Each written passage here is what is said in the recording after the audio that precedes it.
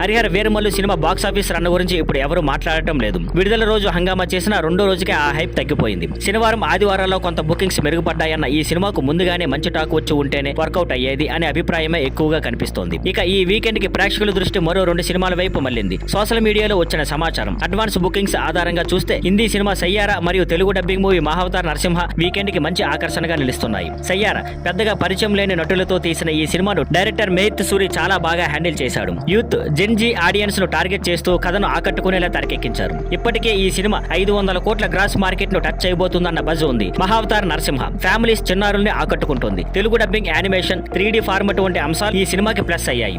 కథ తెలిసిందే అయినా థియేటర్ లో సినిమాను చూడాలనిపించేలా అనుభూతిని అందిస్తుంది. ఈ నేపథ్యంలో ఒక విషయం స్పష్టంగా తెలుస్తోంది. ప్రేక్షకులు థియేటర్ కి రావడానికి సిద్ధంగా ఉన్నారు. కానీ సినిమా మంచి కంటెంట్ తో ఉండాలి. కేవలం భారీ బడ్జెట్, హైప్, భారీ టికెట్ ధరలు ఉండటం కాకుండా కథ చెప్పే విధానం ఆకట్టుకోవాలి. ఇంకా ఒకసారి ప్రేక్షకుల అభిరుచి స్పష్టంగా నిరూపితమైంది. కంటెంట్ బాగుంటేనే విజయం సాధ్యమవుతుంది. Thank you for watching.